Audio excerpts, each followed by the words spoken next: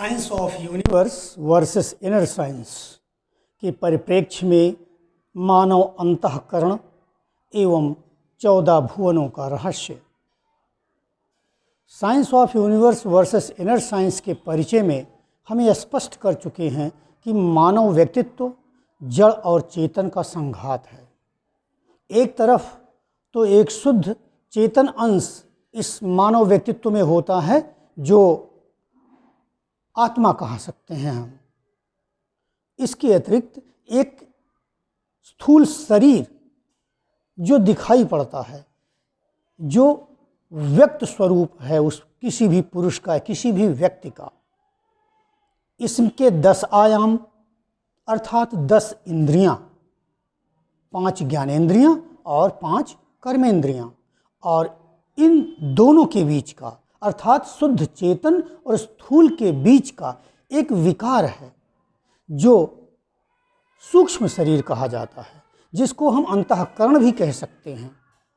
इस अंतःकरण के अंदर वास्तव में इसकी उत्पत्ति कब हुई?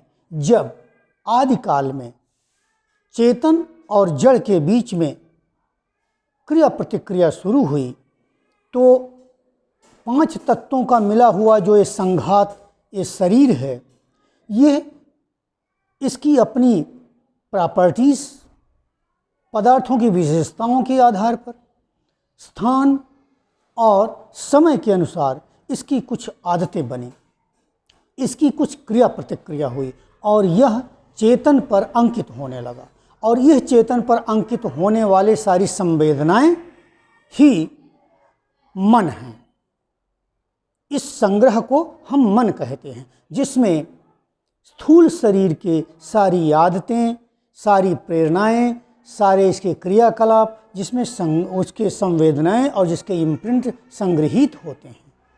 अब इन संवेदनाओं पर, संग्रहित संवेदनाओं पर इसका एक भाग, चेतन का एक भाग जिसको हम बुद्धि कह सकते हैं, इनका विश्लेषण करने लगी। इनका विश्लेषण करके अनेक प्रकार के अनुमान और अनेक मानसिक प्रक्रिया से इसमें अनेक प्रकार के विचारों, भावों को जन्म दिया और यह शक्ति ही बुद्धि कहलाई।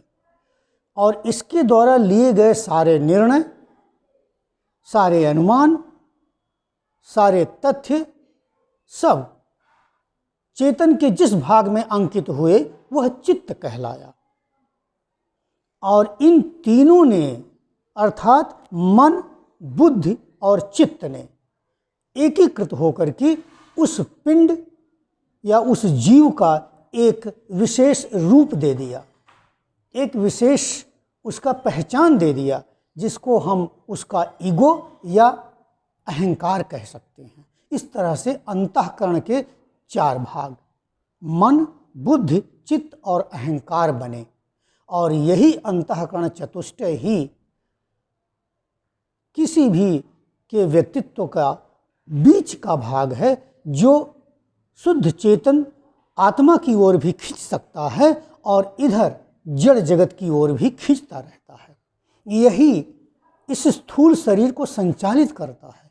स्थूल शरीर के जो 10 आयाम हैं, 10 इंद्रियां हैं, ये अपने अपने कार्य क्षेत्र में ये इसी के द्वारा निर्देशित की जाती हैं और उसी में वो क्रिया प्रतिक्रिया करती हुई प्रकृति में चलती रहती हैं, बिखरती रहती हैं।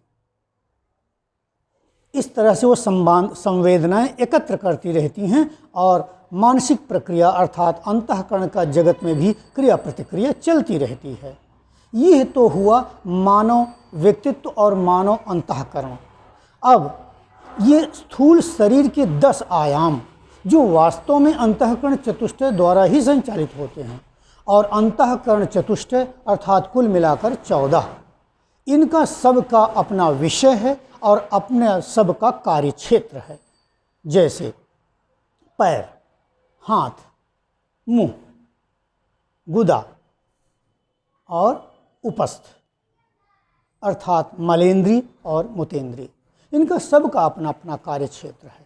और ये हाथ मान लीजिए जितना भी वो कार्य कर सकता है, जितना भी कार्य करने की सोचता है, क्षमता रखता है, जहाँ तक वो जा सकता है वह उसका एक अलग क्षेत्र हो गया।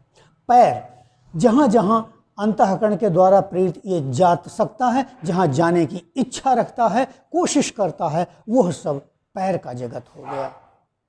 और इसी तरीके से आँखें, आँखें जो भी दृश्य देखना चाहती, जहाँ तक देखना चाहती हैं, जितना देख सकती हैं, वो सारा जगत दृश्य जगत हो गया।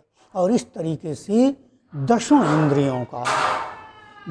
इंद्रियों का अपना अपना कार्य क्षेत्र ही इनके 10 भुवन हैं। इसके अतिरिक्त जो अंतःकरण के 4 आयाम हैं, उनके कार्य क्षेत्रों का जो भुवन है या उसका जो कार्य क्षेत्र है, वो एक अलग 4 भुवनों की रचना करता है। इस प्रकार से भारतीय साहित्य में 14 भुवन का जिक्र मिलता है। यही 14 भुवन हैं जहाँ पर हमारे अंतःकरण चतुष्ट अर्थात अंतःकरण के 4 भाग और स्थूल शरीर के ये 10 आयाम जहाँ तक भी जा सकते हैं, जहाँ पर भटक सकते हैं, ऐसा कहा जाए, वही ये 14 भुवन हैं। अब इन 14 भुवन में बिखरे रहना ही ये संसार है, उसमें सफलतापूर्वक क्रिया प्रतिक्रिया करते रहना संसार है। परंतु उनसे अपने को समेट करके एक दिशा में जो हमारा मूल स्रोत है, शुद्ध चेतन की ओर लगाना ही इससे वैराग्य है और विरक्ति है। तो ये रहा अंतःकरण चतुष्ट एवं इंद्रियों के 10 आयाम स्थूल शरीर के, जिससे कि यह मानव संसार और मानव व्यक्तित्व चलता रहता है।